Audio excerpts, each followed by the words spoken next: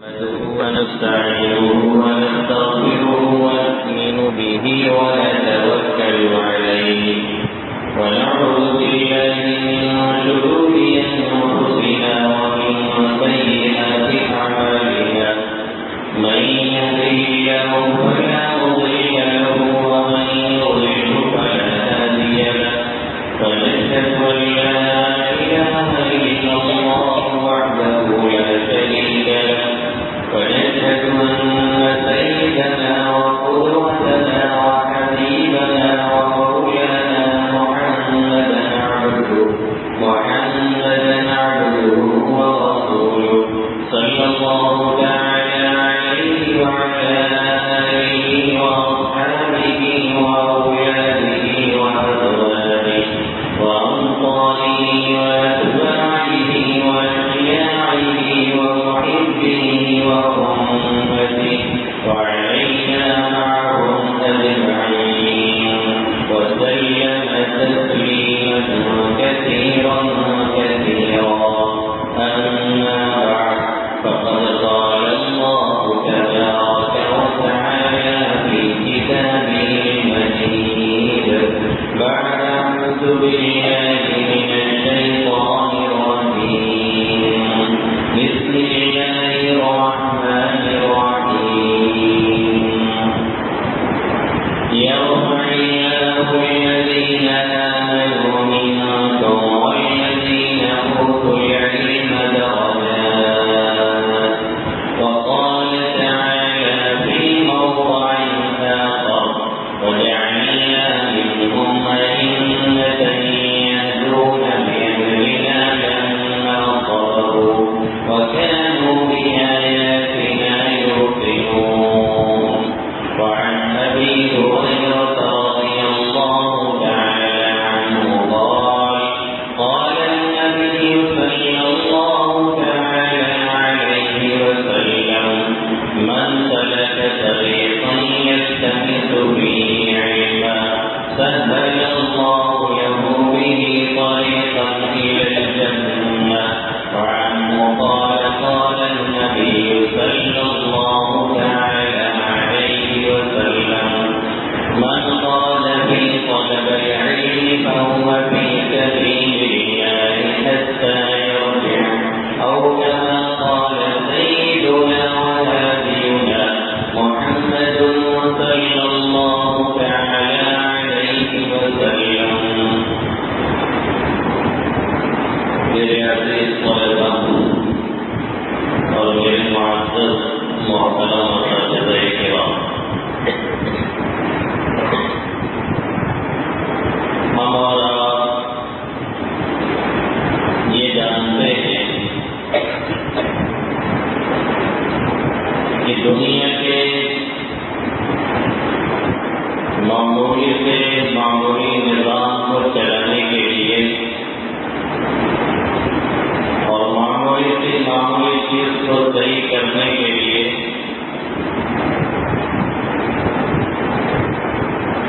اس کے علم کی ضرورت پڑتی ہے اور اس کی جانکاری لینا ضروری ہوتا ہے. اور بغیر جانکاری کے اگر آدمی ہاتھ لگاتا ہے تو نتیجہ یہ نکلتا ہے کہ وہ نہ صرف یہ کہ اسے بنا نہیں پاتا ہے بلکہ مزید اسے خراب بھی کر ڈالتا ہے. اور یہ بات بھی ہم اور آپ بخوبی جانتے ہیں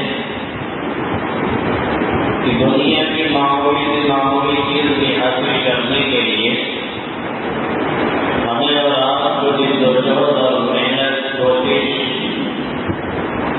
کرنی پڑتی ہے تبھی جا کر کے وہ چیز حاصل ہوتی ہے. میں تو اکثر کہا کرتا ہوں کہ ہمیں اور آپ کو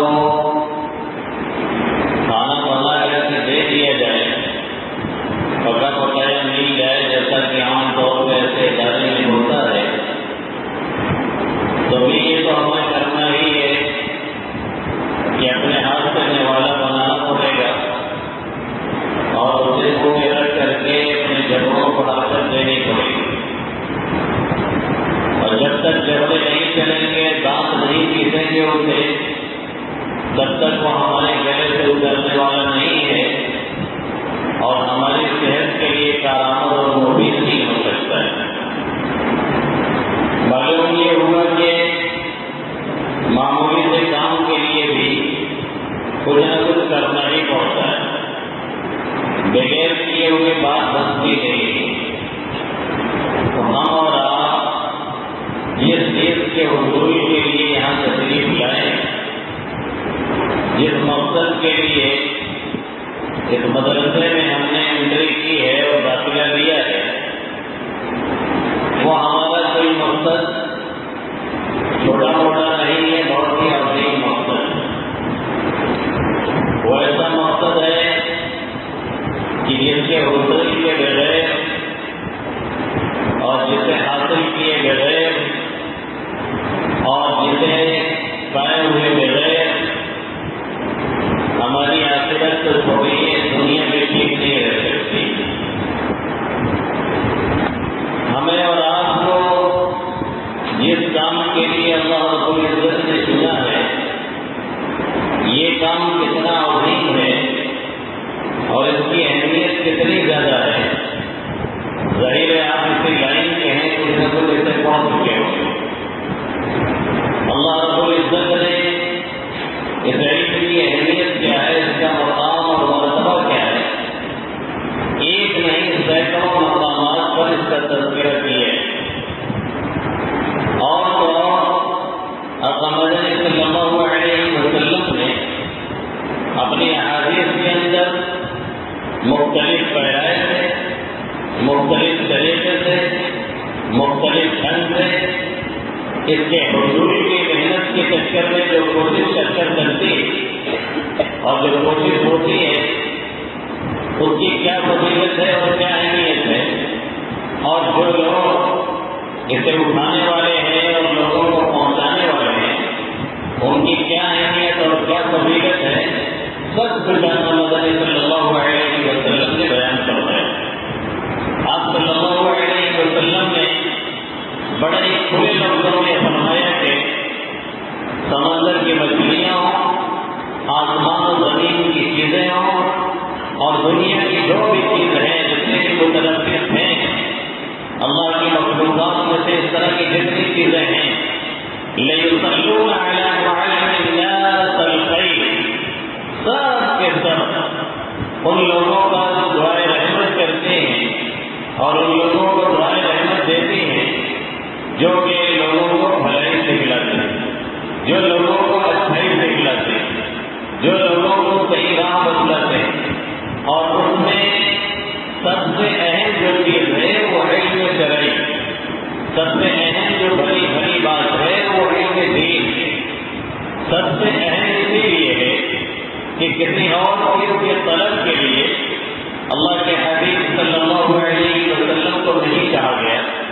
کسی اور چیز کے طلب کے لیے آپ صلی اللہ علیہ وسلم سے عرض نہیں کیا گیا، کسی اور چیز کی زیادتی کے مانگنے کے لیے آقا مدنی صلی اللہ علیہ وسلم کو نہیں کہا گیا۔ اگر کہا گیا تو اسی علم کی زیادتی کے طلب کو آپ صلی اللہ علیہ وسلم سے کہا گیا، اور اللہ رب العزت نے اس کو بھی کوئی ڈھکے چھپے لفظ میں نہیں استعمال فرمایا، بالکل کھلے ہوئے لفظوں میں فرمایا، اور کیا کہا؟ وَقُلْ رَبِّ زِدْنِی عِلْمًا وَقُلْ رَبِّ زِدْنِی عِلْمًا۔ اے محمد عربی صلی اللہ علیہ وسلم، آپ اپنی دعاؤں میں یوں کہا کیجیے، اے میرے مولا میرے علم میں اضافہ فرما، میرے علم میں زیادتی عطا فرما۔ یہ دعا اس ذات کو سکھائی جا رہی ہے، یہ دعا اس ذات کو بتائی جا رہی ہے، یہ دعا اس ذات کو سکھائی گئی ہے جو ذات خود اپنے بارے میں کہتی ہے، اوتیت علم الاولین والآخرین، مجھے اگلے اور پچھلے تمام لوگوں کا علم دیا گیا ہے، جتنا تمام انبیاء کرام کو علم دیا گیا ہے اس سے کہیں زیادہ آقا مدنی صلی اللہ علیہ وسلم کو دیا گیا۔ علم غیب تو نہیں لیکن انباء الغیب، جو غیب کی خبریں تھیں، جو غیب کے واقعات تھے، جو غیب کی باتیں تھیں، اس اس میں نہ معلوم کتنی باتیں اللہ نے اپنے حبیب صلی اللہ علیہ وسلم کو بتائی، اور قرآن نے خود فرمایا ذَلِكَ مِنْ أَنْبَاءِ الْغَيْبِ نُوحِيهَا إِلَيْكَ، یہ غیب کی باتیں ہیں جسے ہم آپ کو وحی کر رہے ہیں، یہ غیب کی باتیں ہیں جسے ہم آپ کو بتا رہے ہیں، یہ غیب کی خبریں ہیں جسے ہم آپ تک پہنچا رہے ہیں، یہ غیب کی خبریں ہیں جسے ہم آپ کو دے رہے ہیں۔ اسی لیے آپ صلی اللہ علیہ وسلم بھی کہتے ہیں کہ جتنا مجھے علم دیا گیا ہے اتنا کسی کو نہیں دیا گیا ہے۔ اوتیت علم الاولین والآخرین، جس ذات کے مقام یہ ہے، جس ذات کی حیثیت یہ ہے، جس ذات کا علمی مرتبہ یہ ہے، جو بولے تو اس کا ایک ایک لفظ نہ معلوم کتنے مسائل کو حل کرتا ہوا نظر آئے، جو ایک جملہ کہہ دے انما الاعمال بالنیات، اور پتہ چلا کہ اب اس کے پیچھے علماء کرام، فقہاء کرام اور اس کے جانکار اور اس کے ماہرین لگ کر کے اس سے نہ معلوم کتنے سینکڑوں نہیں ہزاروں مسائل نکال رہے ہوں، جو خود اپنے بارے میں کہہ رہا ہو انما اوتیت الجوامع الکلم، مجھے کلموں کی جمعیت عطا کی گئی ہے۔ کیا مطلب ہے کہ میں چھوٹے سے جملے بولتا ہوں لیکن وہ دریا بکوزہ ہوتا ہے، یہ سمجھ لیجیے کہ کوزے میں دریا سمیٹ دی جاتی ہے، ایسے ہی میں ایک جملہ چھوٹا سا بول لیتا ہوں، اس سے سینکڑوں معانی، سینکڑوں مفاہیم، سینکڑوں مطالب نکلتے ہیں اور لوگ نکالتے رہتے ہیں اور بیان کرتے رہتے ہیں۔ یہ آپ مدنی صلی اللہ علیہ وسلم کی شان ہے اور آپ کی حیثیت ہے، اس کے باوجود کہا جا رہا ہے وَقُلْ رَبِّ زِدْنِی عِلْمًا، اے محمد عربی صلی اللہ علیہ وسلم آپ اپنی دعا میں کیا کہیے، اے میرے مولا میرے علم میں اضافہ فرما۔ آپ کو یہ دعا سکھلائی جا رہی ہے، یہ دعا بتلائی جا رہی ہے، اسی لیے تمام علماء کا، تمام خدا کا، تمام ادبیہ کا، تمام صوفیہ کا، تمام ائمہ کا، تمام مجتہدین کا، تمام محدثین کا اس پر اتفاق ہے کہ طلب علم سے بڑھ کر کے فضیلت والی کوئی چیز نہیں ہے اور کوئی عبادت نہیں ہے۔ افسوس اس بات کا ہے کہ آج اس کی اہمیت کو ہم نہیں سمجھتے ہیں، ہمارے اساتذہ نہیں سمجھتے ہیں، ہمارے طلبہ نہیں سمجھتے ہیں کہ ہم کوئی بڑا کام کر رہے ہیں، ہم کوئی بڑی دولت حاصل کر رہے ہیں، ہم کسی اہم چیز کو لے رہے ہیں۔ جب تک اس چیز کی اہمیت دل و دماغ میں نہیں بیٹھتی ہے، جب تک اس چیز کا مقام اور مرتبہ دل و دماغ میں نہیں بیٹھتا ہے، تب تک انسان اس کے لیے جیسی کوشش درکار ہوتی ہے کوشش کرتا نہیں ہے۔ ایک چیز کی اہمیت ہمیں نہیں معلوم ہے، ایک چیز کی فضیلت ہمیں نہیں معلوم ہے، ایک چیز کا مقام ہمیں نہیں معلوم ہے، ظاہر ہے ہم اس کی طرف توجہ نہیں کریں گے، اور اگر توجہ بھی کریں گے تو یوں ہی سرسری نگاہ ڈالیں گے، بلکہ اس کے وہ ہمارے پاس بھی ہوگی تو بھی ہم اس کے قریب نہیں جانے کی کوشش کریں گے۔ کیوں؟ اس لیے کہ ہمیں اس کی اہمیت نہیں معلوم، ہمیں اس کی فضیلت نہیں معلوم، ہمیں اس کا مقام نہیں معلوم۔ بلکہ کبھی کبھی یہ ہوتا ہے کہ جس چیز کی اہمیت اور فضیلت نہیں معلوم ہوتی ہے، انسان نہ صرف یہ کہ اس کی طرف توجہ نہیں کرتا ہے بلکہ اس کا مخالف اور دشمن ہو جایا کرتا ہے۔ اسی لیے عرب کا وہ مقول ہے، آپ نے بھی پڑھا ہوگا، لوگ جس چیز سے واقف ہوتے ہیں نہ واقف ہوتے ہیں اس کے دشمن ہو جایا کرتے ہیں۔ اب یہ اتنی اہم چیز ہے، اتنی بلند چیز ہے کہ اللہ کے حبیب صلی اللہ علیہ وسلم فرما رہے ہیں کہ اگر ایک شخص تھوڑی دیر کے لیے بھی بیٹھ کر کے لوگوں کو علم سکھا رہا ہے، لوگوں کو تعلیم دے رہا ہے، لوگوں کو کچھ پڑھا رہا ہے، تو اس کا یہ چند ساعت کا اور اس کے یہ چند لمحے سینکڑوں رکعت نفل پڑھنے والے پر بھاری ہیں، اس کی یہ حیثیت اور اس کا یہ مقام ہے۔ اور خدا کو آپ صلی اللہ علیہ وسلم کو کہا جا رہا ہے رب زدنی علما، اے میرے مولا تو میرے علم میں اضافہ فرما۔ تو کسی سے سمجھا جا سکتا ہے کہ کتنی عظیم دولت ہے جسے آپ لینے کے لیے یہاں تشریف لائے ہیں۔ اس لیے اسی جیسی لگن کی ضرورت ہے، اسی جیسی کوشش کی ضرورت ہوتی ہے، اسی جیسی محنت کی ضرورت ہوتی ہے۔ جتنے مقاصد اونچے ہوتے ہیں، جتنے مقصد عظیم ہوتا ہے، جتنے کام عظیم ہوتا ہے، اتنی زیادہ توجہ درکار ہوتی ہے اور اتنی زیادہ اس کے پیچھے لگن اور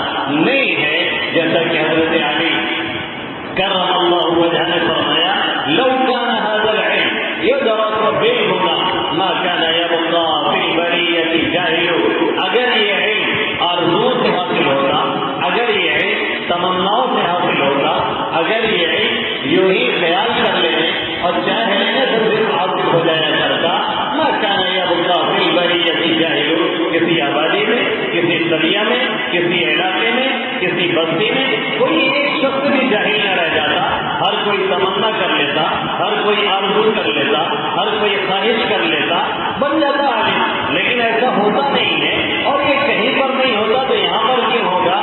اس لیے آگے فرماتے ہیں وَاجْهَدْ وَلَا تَكْسَلْ وَلَا تَكُ غَافِلًا فَإِنَّ النَّجَاةَ فِي الْعُقْبَى لِمَن يَتَكَاسَلُ۔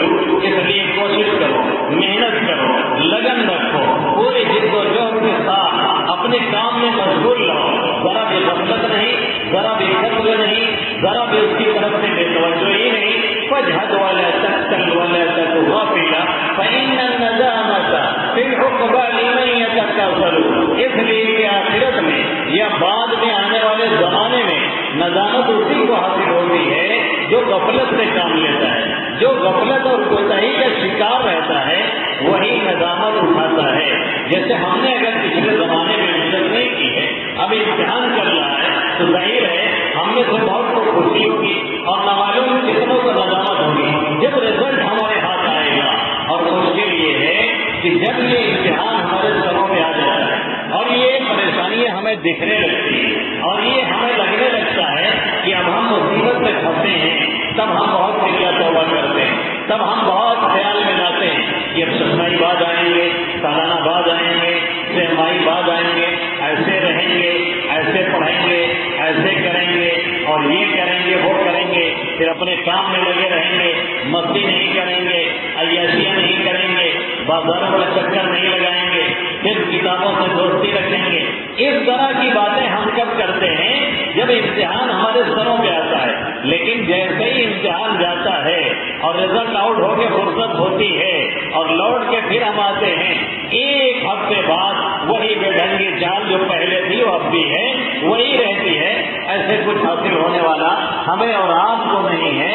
اس کے لیے پوری لگن کی ضرورت ہے، پوری محنت کی ضرورت ہے، پوری جد و جہد کی ضرورت ہے۔ اور ہمارے بہت سے طلباء کرام وہ ہوتے ہیں جو یہ کہتے ہیں کہ ہم سے کیسے ہوگا، یہ ہم کیسے کریں گے، اتنی اہم کتاب، اتنی مشکل کتاب ہے، یہ ہم سے کیسے پڑھی جا سکتی ہے اور یہ کیسے حل ہو سکتی ہے۔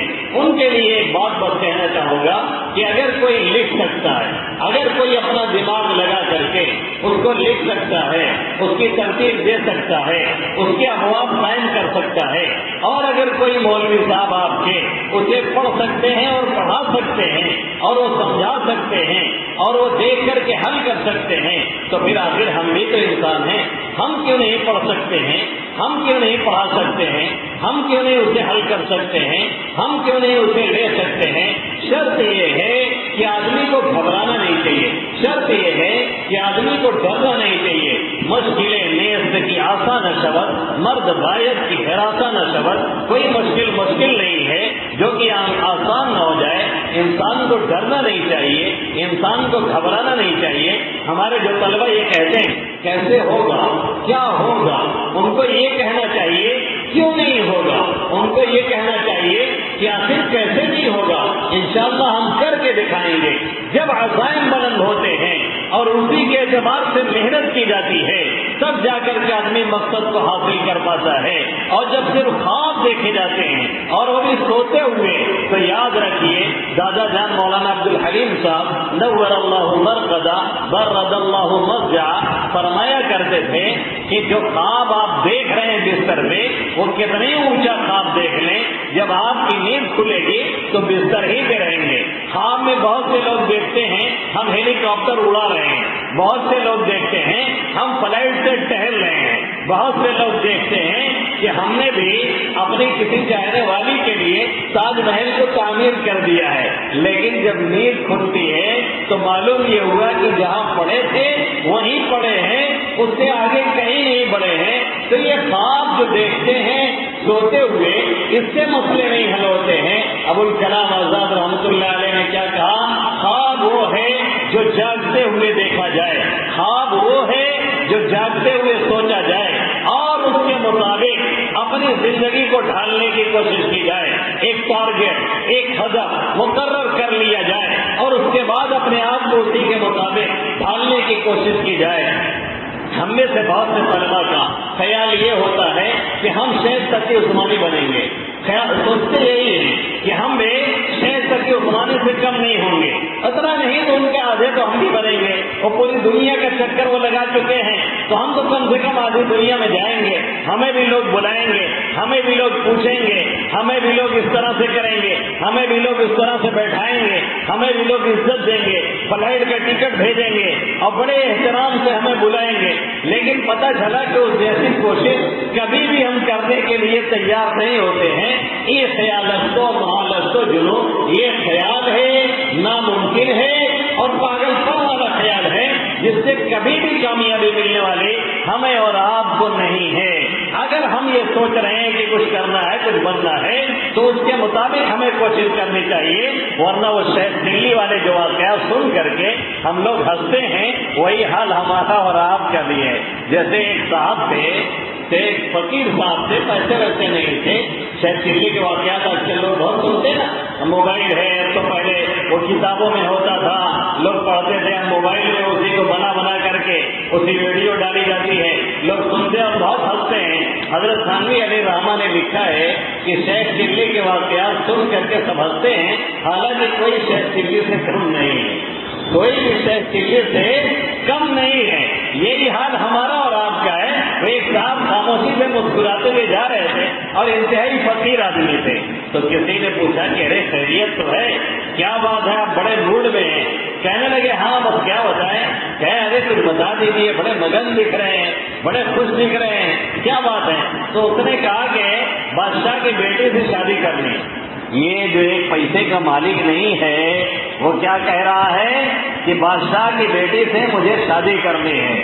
تو اس نے کہا ارے کچھ کام وام ہوا کہ نہیں؟ بھائی بادشاہ کی بیٹی کو آپ کو لانا ہے، اسی اعتبار سے آپ کی تیاری چاہیے نا۔ یہاں تو آج کل معمولی حالات میں کیا ہوتے ہیں جانتے ہیں، بادشاہ کی بیٹی کو لانا ہے تو اسی اعتبار سے تیاری چاہیے۔ تو اس نے پوچھا کہ کچھ کام وام ہوا کہ نہیں؟ تو کہنے لگے ہاں آدھا کام ہو گیا ہے اور آدھا باقی ہے۔ تو اس نے سوال کیا کہ کیا آدھا ہو گیا اور آدھا باقی ہے؟ کہنے لگے ہم راضی ہیں لیکن وہ لوگ راضی نہیں ہیں۔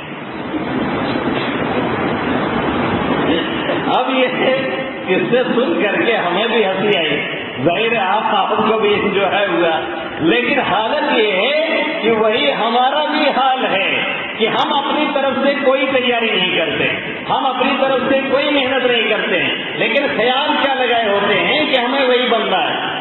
اب شیخ تقی عثمانی بننے کا خواب تو ہے، خیال تو ہے، لیکن ایسی لگن اور کوشش ہمارے پاس نہیں ہے۔ حضرت کی جو محنت ہے اور جو کوشش ہے، آپ پڑھیے تو دیکھیے دنگ رہ جائیں گے۔ ہمیشہ کتابوں پہ جھکے رہتے، چھٹی کے اوقات میں بھی مدرسے سے باہر نہیں نکلتے تھے، اور دورہ کے سال میں ریکارڈ توڑ نمبر لے کر کے آئے۔ آج تک کوئی دارالعلوم کراچی میں ان کا ریکارڈ نہیں توڑ سکا ہے، اتنا نمبر وہ لے کر کے آئے تھے۔ یہ ایک محنت تھی، یہ ایک لگن تھی، یہ ایک کوشش تھی جس کے ذریعے سے انہوں نے یہ مقام حاصل کیا۔ اسی لیے رئیس المحدثین امیر المؤمنین فی الحدیث عبداللہ ابن مبارک رحمت اللہ علیہ نے فرمایا بالصبر والیقین تنال الامامۃ فی الدین، بالصبر والیقین تنال الامامۃ فی الدین۔ صبر کے ذریعے سے کسی چیز پہ جمنا، یہ ٹھان لینا، یہ کرنا ہے، یہ فیصلہ لے لینا، یہ کرنا ہے، یہ فیصلہ لے لینا، اس چیز کو آپ نے کرنا ہے، پھر اس کے بعد اس کی جیسی کوشش شروع کر دینا، ایک قدم مقرر کرنا، ایک ٹارگیٹ مقرر کرنا اور اس کے پیچھے اپنے آپ کو دوڑانا، اور اسی کے چکر میں کبھی کھانا بھول جانا، اسی کے چکر میں کبھی پانی سے غافل ہو جانا، اسی کے چکر میں پیاز سے غافل ہو جانا، اسی کے چکر میں کبھی چائے کو بھول جانا، اسی کے چکر میں تمام چیزوں کو خیر بات کہہ دینا، اور وہی ہدف، وہی ٹارگیٹ، اسی کے پیچھے لگے رہنا۔ تو آج نہیں کل جتنا آپ نے سوچا ہے اس کا کچھ نہ کچھ حصہ حاصل کر لیں گے۔ اور اگر آپ یہ سوچتے ہیں چلو تو حافظ بن جائے تو بہت ہے، تو پھر عام طور پہ حافظ بھی بننے والے نہیں ہیں۔ یہ تجربہ بالکل بتا رہا ہوں، جو بچے یہ سوچ کے آتے ہیں کہ ہمیں حافظ بننا ہے، صرف اس سے آگے نہیں پڑھنا ہے، عام طور پہ وہ حافظ بھی نہیں بن پاتے ہیں، اور جو یہ سوچ کے چلتے ہیں حافظہ کے بعد ہمیں مولوی بھی بننا ہے، تب عام طور پہ وہ حافظ ہوتے ہیں، اور جن کے ذہن و دماغ میں یہ ہوتا ہے ہمیں مولویانہ بھی پڑھنا ہے اور مفتی بھی بننا ہے، اس سے بھی آگے جانا ہے، تب عام طور پہ وہ دورہ تک جاتے ہیں، اور جو عفتہ سے آگے تک کے سوچے رہتے ہیں تب کہیں وہ عفتہ کو کور کرتے ہیں۔ جب آپ بہت اونچے تک سوچیں گے تو اس سے کچھ نیچے تک آپ جائیں گے۔ آپ نے ایک بات میں بتاؤں، اولمپک ہوتی ہے، اس میں تمام کھیل ہوتے ہیں، اس میں تیر اندازی وغیرہ بھی ہوتی ہے، نشانہ بازی بھی ہوتی ہے۔ یہ جو نشانہ لگانے والے ہوتے ہیں، یہ نشانے پہ جب اپنا وار کرتے ہیں اور تیر چلاتے ہیں تو ظاہر ہے اس میں کافی ڈسٹینس، کافی دوری ہوتی ہے، تو نشانے پہ ٹھیک نہیں مارتے ایک دم بڑا کر کے، بلکہ نشانے سے تھوڑا اٹھا کر کے یہ چلاتے ہیں اپنی تیر۔ کیوں چلاتے ہیں؟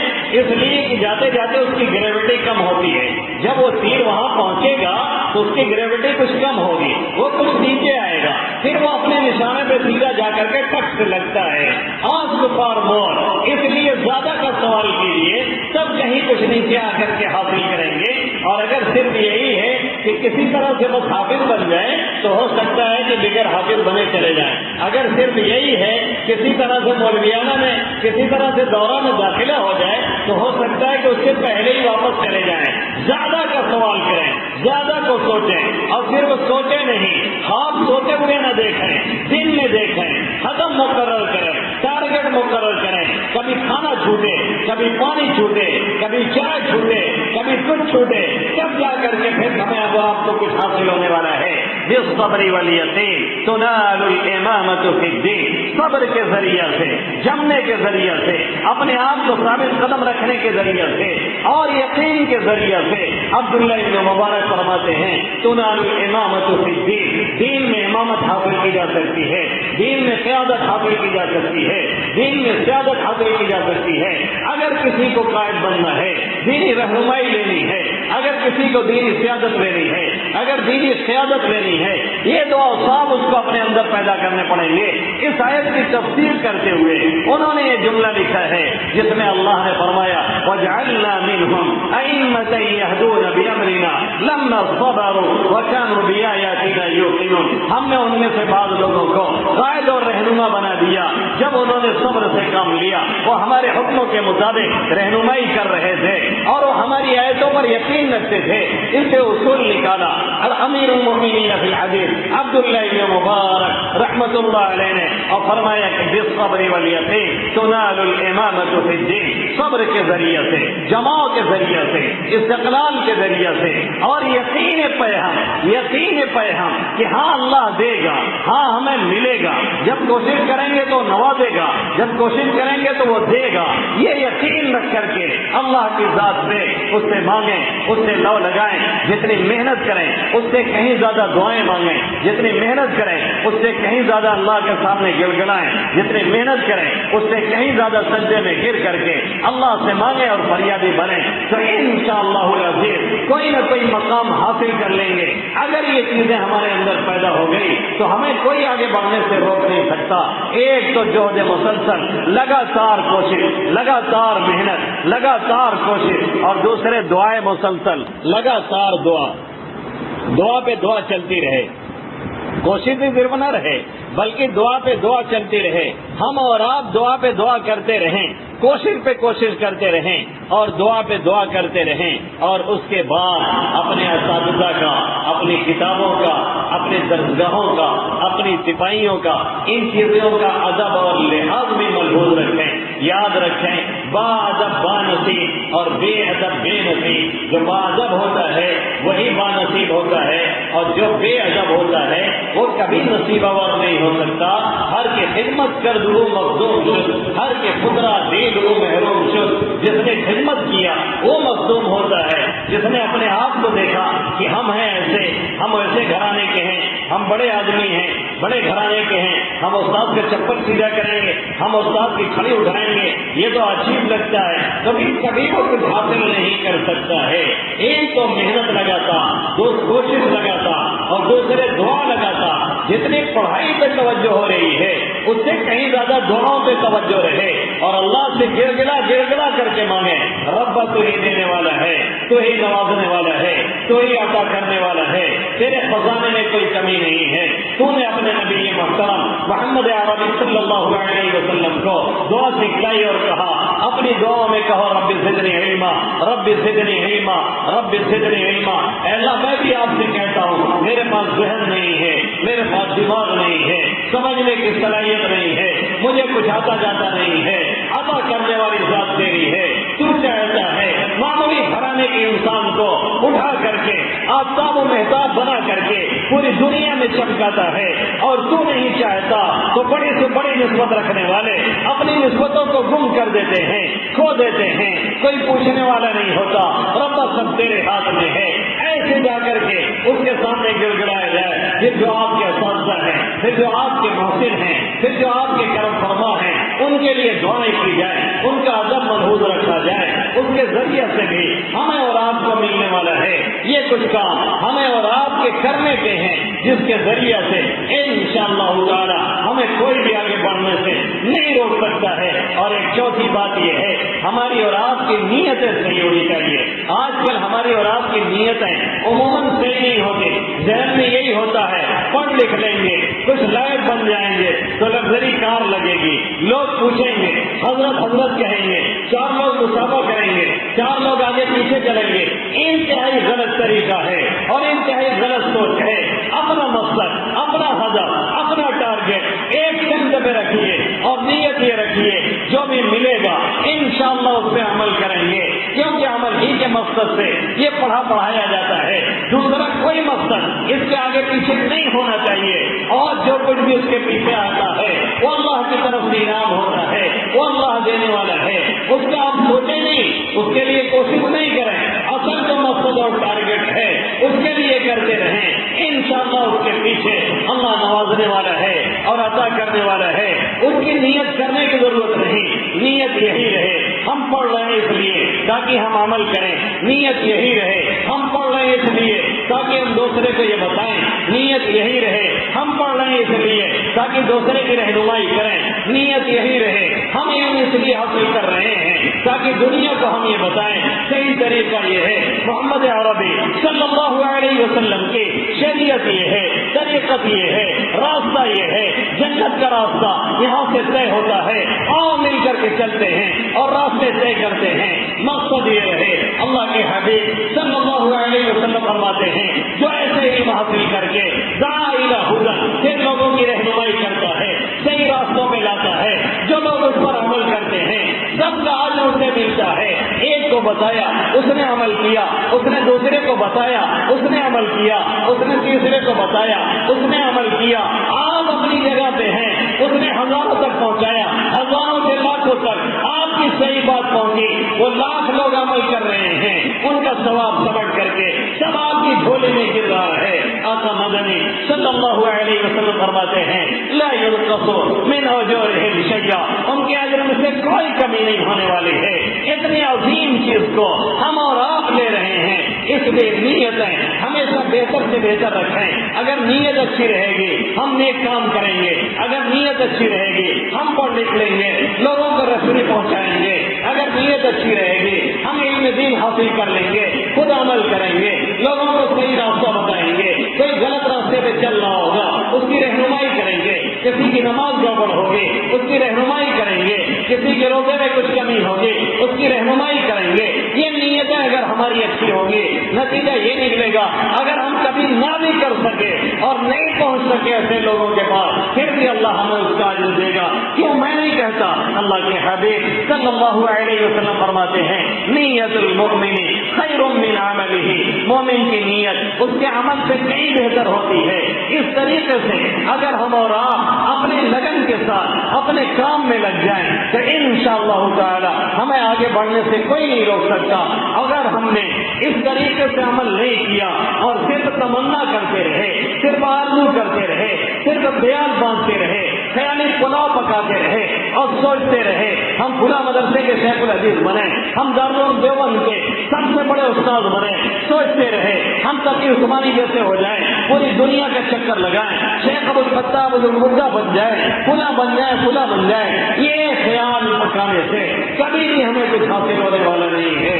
یہ خیالت تو محالت تو جنوں، اس لیے طے کر لیں انشاءاللہ تعالی آج سے قاعدے سے محنت کریں گے، طے کر لیں، مسلسل دعائیں کریں گے، طے کر لیں اپنے اساتذہ کے احترام تو کریں گے ہی، اس مدرسے میں جو ہمارا چپراسی ہوگا، جو ہماری لیٹرنگ صاف کرتا ہوگا، اس کا بھی خیال اور لحاظ کریں گے، اس کا بھی لحاظ کرتے رہیں گے، اسے بھی ادب سے پیش آئیں گے۔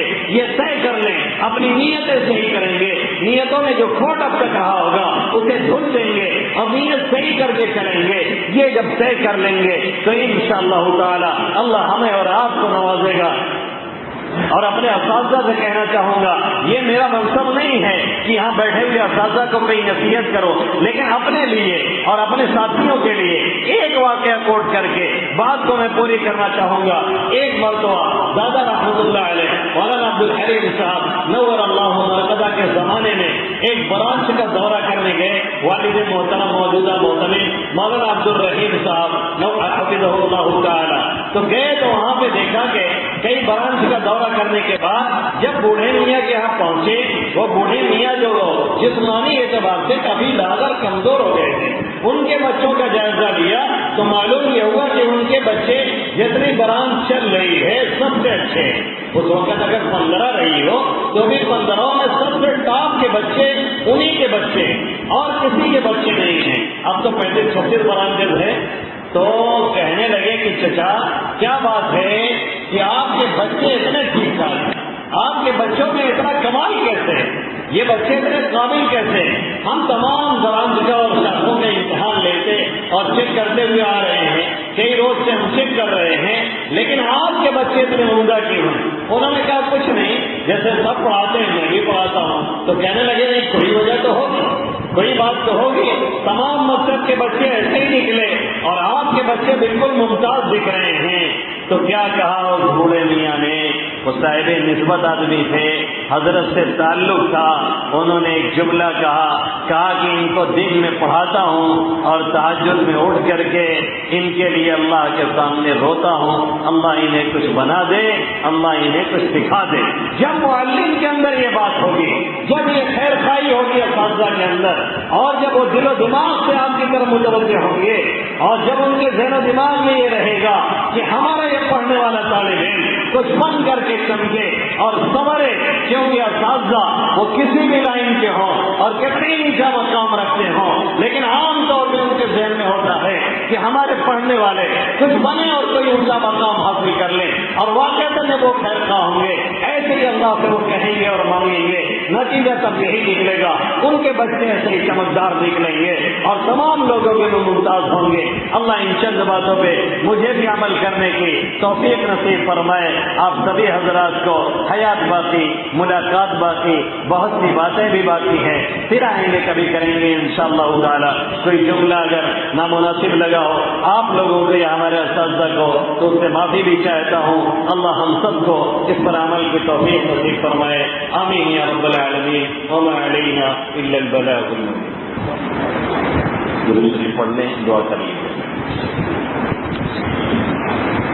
اللهم لك الحمد كله ولك الشكر كله كما أنت وصل وسلم وبارك على محمد وعلى آل محمد كما أنت وفعل بنا ما أنت فإنك أهل التقوى وأهل المغفرة يا أحد الصمد الذي لم يلد ولم يولد ولم يكن له كفوا أحد لا إله إلا الله الحليم الكريم سبحان الله رب العرش العظيم والحمد لله رب العالمين نسألك موجبات رحمتك وعزائم مغفرتك ومنجيات أمرك والغنيمة من كل بر والسلامة من كل إثم رب لا تدع لنا ذنبا إلا غفرته ولا هما إلا فرجته ولا ضرا إلا كشفته ولا دينا إلا قضيته ولا مرضا إلا شفيته ولا حاجة هي لك رضا إلا قضيتها يا أرحم الراحمين يا أكرم الأكرمين يا مجيب دعوة المضطرين اے رب کریم ہم سب کے گناہوں کو معاف فرما، اے مالک ہم سب کی مغفرت فرما دے، اے اللہ پل پل تیرے حکموں کو توڑا،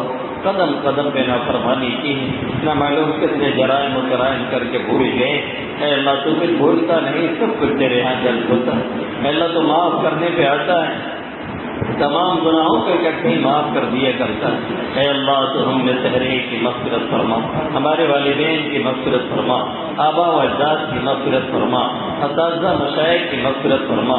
اے اللہ پوری امت محمدیہ صلی اللہ علیہ وسلم کی مغفرت فرما دے۔ اے اللہ ہمارے والدین، آبا و اجداد، اساتذہ وغیرہ میں سے جو بھی اس دنیا سے جا چکے کہیں کا نامعلوم ہو کس حال میں ہیں، اے اللہ ہر ایک کے ساتھ خیر کا معاملہ فرما، ہر ایک کی مغفرت فرما، کروٹ کروٹ جنت نصیب فرما۔ اے اللہ ہر ایک کی قبر کو جنت کے باغوں میں سے ایک باغیچہ بنا دے۔ اے اللہ جب تک دنیا میرا صحیح راہوں پہ چلاتا رہا، اے اللہ اس کے لیے بے انتہا آسانی پیدا فرماتا رہا۔ اے اللہ دنیا سے لے جا تو خاتمہ بھی خیر نصیب فرما، مرتے وقت کلمہ نصیب فرما، تو یہ خاتمہ سے ہم سب کی حفاظت فرما، پوری امت کی حفاظت فرما، ہماری نسلوں کی حفاظت فرما، نسل بعد نسل کا صبح قیامت حفاظت فرماتا رہا۔ اے اللہ ہمیں جتنے بیمار ہونے شفا عطا فرما، جلد از جلد شفا عطا فرما۔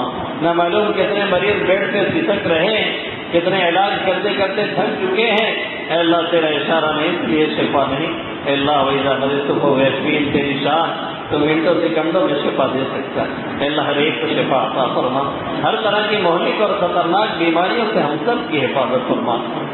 اے اللہ برس سے، جنون سے، جذام سے، اے اللہ تمام خطرناک بیماریوں سے اللہ بے انتہا حفاظت فرما۔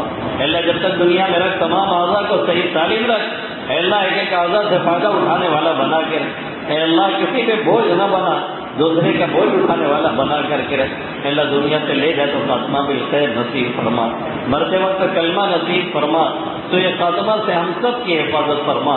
اے اللہ ہم میں جتنے قرض میں ڈوبے ہیں قرض کی ادائیگی کا ذریعہ پیدا فرما۔ اے اللہ قرض کے بوجھ کے آنے سے حفاظت فرما۔ اے اللہ تنگی رزق سے حفاظت فرما، وسیع رزق عطا فرما۔ اے اللہ جو دے اس میں بے انتہا برکت عطا فرما، ہر طرح کی بے برکتی سے حفاظت فرما، ہر طرح کی لاچاری اور مجبوری سے حفاظت فرما، زندگی کے ہر موڑ پہ کامیابی نصیب فرما، ہر مقام پہ سرخروئی عطا فرما۔ اے اللہ مسلمان جہاں پریشان میں پریشانیوں سے نجات عطا فرما۔ اے اللہ جو ناحق جیلوں میں بند ہے ان کی رہائی کا ذریعہ پیدا فرما۔ اے اللہ جدھر بھی نگاہ اڑتی ہے نوجوانوں کی بے گور و کفن لاشیں، بچے بھوک سے بلبلا رہے تو یار کہنے والا نہیں، ماں بہنوں کی عصمت دری ہے کوئی پرسان حال نہیں۔ اے اللہ تو ہر سطح پہ ہر جگہ پہ حفاظت فرما۔ اے اللہ ہر سطح پہ ہر جگہ پہ حفاظت فرما۔ اے اللہ جو مارے گئے کہیں بھی انہیں مقام شہادت عطا فرما، ان کے گھر والوں کو نعم البدل اور صبر جمیل عطا فرما، ماں بہنوں کی عزت و عصمت کی حفاظت فرما۔ اے اللہ خاص کر کشمیر اور علی پورہ کے مسلمانوں کی بے انتہا حفاظت فرما۔ اے اللہ ظالموں کا تختہ مشق نہ بنا، ان غیروں سے نجات عطا فرما۔ اے اللہ ایسے کو مسلط نہ فرما جو ہم پر رحم نہ کرے۔ اے اللہ ہمیں ہر جگہ امن و امان نصیب فرما، بہار ہند میں ہندی مسلمانوں کے ساتھ بے انتہا رحم و کرم کا معاملہ فرما۔ اے اللہ ہم ایسے ہو گئے ایسا لگتا ہے کہ غیروں کے رحم و کرم پہ ہے، اے اللہ اس کی حالت سے نجات نصیب فرما۔ اے اللہ مسلمانوں کی دلجوئی اور نصرت پر عطا فرما۔ اے اللہ کی اگر تو نے مسلمانوں کی دلجوئی نہیں، سارا دن کے بدھ کی مسلم کا خدا کوئی نہیں۔ اے اللہ کتنے گئے گزرے ہیں کچھ بھی ہے، پھر بھی تیرے نام لیوا ہے، تیرے نبی کے امتی ہے۔ اے اللہ اپنے نبی کے امتی ہونے کی لاج رکھ لے میرے مولا۔ اللہ مدارس کی، مساجد کی، دلی تنظیموں کی بے انتہا حفاظت فرما، سب کی ضروریات کے اپنے خزانے غیب سے انتظام فرما، سب کے اللہ پڑھانے والے چلانے والوں میں اللہ اخلاص پیدا فرما۔ اللہ سب کی ضروریات کے اپنے خزانے غیب سے انتظام فرماتا رہا، کبھی ایسے حالات میں نہ ڈال کسی غیر کی طرف نگاہ اٹھانی پڑے، کسی غیر کی طرف للچائی نگاہ سے دیکھنا پڑے۔ اے اللہ حلال لے کے حرام سے بچاتا رہا، اپنے فضل و کرم سے غیروں سے بے نیاز فرماتا رہا۔ اے اللہ اس پورے علاقے کو امن و امان کا گہوارہ بنا، پورے علاقے کو امن و امان کا گہوارہ بنا، دشمنوں کی نظر بد سے بے انتہا حفاظت فرما، آپسی اختلافات سے بے انتہا حفاظت فرما۔ اے اللہ حسد سے، جنن سے، غیبت سے، جھوٹ سے، تمام صفات رذیلہ سے اللہ بے انتہا حفاظت فرما۔ اے اللہ عافیت والی زندگی نصیب فرما۔ اے اللہ عزت والی روزی و برکت، اے اللہ عزت والی زندگی و برکت والی روزی عطا فرما۔ اے اللہ مانگنا نہیں آتا ہے، بے باغی عطا فرما۔ اے اللہ جن لوگوں نے دعاؤں کے لیے کہا لکھا ان کا ہم پر حق ہے، ہمارے ان کے مقاصد میں کامیابی عطا فرما۔ اے اللہ جو بچے پڑھنے آئے ہیں اے اللہ انہیں اپنے مقصد میں 100% کامیابی عطا فرما، اپنے مقصد میں لگنے کی توفیق عطا فرما۔ اے اللہ پڑھنے پڑھانے میں جو کوتاہیاں ہوئی ہیں اسے معاف فرما۔ اللہ صحیح نہج پہ چلنے کی، پڑھنے کی، پڑھانے کی توفیق عطا فرما۔ اللہ جو بچے پڑھ رہے ہیں اللہ وقت کا آفتاب و مہتاب بنا، اللہ ہدایت کا سورج اور چراغ اور چاند بنا۔ اللہ محرومی سے ہم سب کی حفاظت فرما، اللہ محرومی سے ہم سب کی حفاظت فرما۔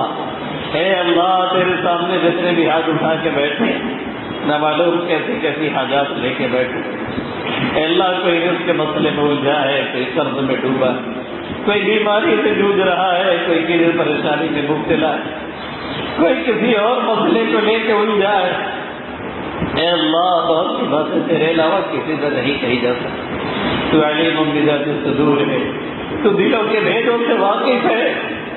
اے اللہ تمام باتیں تو جانتا ہے۔ اے اللہ تیرے علاوہ کہاں جائے، کس سے کہے؟ کوئی در نہیں جہاں جایا جائے، کوئی آقا نہیں جسے پکارا جائے، کوئی مولا نہیں جس کے در کھٹکھٹا کے کچھ لے لیا جائے۔ اللہ تو ہمارا ہے، تو غیروں کا نہیں ہے۔ ذالک بأن اللہ مولا الذین آمنوا وأن الکافرین لا مولا لهم۔ اللہ تو ایمان والوں کا ہے، تو غیروں کا نہیں ہے۔ اے اللہ صالحات لوٹاتے ہوئے تجھے شرم آتی، ان ہاتھوں میں شرم کھا جا۔ اے اللہ صالحات لوٹاتے ہوئے تجھے شرم آتی، نہ مانگنے والوں سے تو ناراض ہوتا ہے، مانگنے والوں سے تو خوش ہوتا ہے۔ اے اللہ جتنے بھیک بن کے ہیں سب بھیک کے کٹورا لے کے تیرے سامنے بیٹھے، اے اللہ ہر ایک کی جھولی کو مرادوں سے بھر دے، اے اللہ ہر ایک کے دامن کو مرادوں سے بھر دے۔ اے اللہ کسی کو بھی محروم نہ فرما۔ اے اللہ دین و دنیا کی ہر بھلائی عطا فرما۔ اللہ دین و دنیا کے ہر شرور و فتن سے بے انتہا حفاظت فرما۔ اے اللہ مانگنا نہیں آتا ہے، بے باغی عطا فرما۔ اے اللہ جو لوگ بھی آئے اللہ ہاتھ اٹھائے ہیں، بڑی امید سے ہاتھ اٹھائے۔ اے اللہ سب طلبہ ہیں میری مجلس میں شرکت کے بعد ہاتھ اٹھائے۔ اے اللہ لاج رکھ لے ان ہاتھوں کی تیرے مولا۔ اللہ ہر ایک کی جھولی کو مرادوں سے بھر دے، اللہ ہر ایک کے دامن کو مرادوں سے بھر دے۔ اے اللہ مانگنا نہیں آتا، بے باغی عطا فرما۔ اے اللہ ہمیں ہمارے گھر والوں کو عطا فرما، جو ہاتھ اٹھے ان کی نسلوں کو عطا فرما، کسی کو محروم نہ فرما۔ اے اللہ سب کو صحیح راہوں پہ چلنے کی توفیق عطا فرما۔ اللہ ہر طرح کی گمراہی سے بے انتہا حفاظت فرما۔ اے اللہ ایمان کامل نصیب فرما، یقین صادق عطا فرما، اپنی ذات سے ہونے کا یقین نصیب فرما۔ اے اللہ اپنی ذات سے ہونے کا یقین عطا فرما۔ اے اللہ دن بدن اس مدرسے کو ترقی عطا فرما۔ اے اللہ دن بدن یہ اس مدرسے کو ترقی نصیب فرما۔ یہاں رہنے والوں میں آپس میں میل محبت پیدا فرما۔ اے اللہ دین کی آبیاری کے لیے اے اللہ جد و جہد کوشش اور لگن نصیب فرما۔ اے اللہ تمام رکاوٹوں اور مشکلوں کو آسان فرما۔ اے اللہ کوئی مشکل نہیں جسے تو آسان کر دے۔ اے اللہ تو ہر طرح کی پریشانیوں کو آسانی سے تبدیل فرما۔ اے اللہ ہر طرح کی مشکلات کو آسانی سے حل فرما۔ اے اللہ تو گونگا کی بھی سنتا ہے جو کچھ بول نہیں پاتا۔ ہم جو ٹوٹے پھوٹے الفاظ سے تیرے سامنے اپنی ضروریات ظاہر کر رہے ہیں، جو دلوں میں ہے اس سے کہیں زیادہ ہے۔ اے اللہ تو ہر ایک کے جائز موقع پہ کامیابی عطا فرما۔ اے اللہ تیرے محبوب صلی اللہ علیہ وسلم نے جن جن بھلائیوں کو مانگا ان تمام بھلائیوں کی ہم تجھ سے درخواست کرتے ہیں، جن جن برائیوں سے پناہ چاہیے ان تمام برائیوں سے پناہ چاہتے۔ کریم آقا ہم سب کی دعاؤں کو محض اپنے فضل و کرم سے قبول فرما۔ وصلی اللہ تعالی علی سید خلقہ محمد وآلہ واصحابہ اجمعین برحمتک یا ارحم الراحمین۔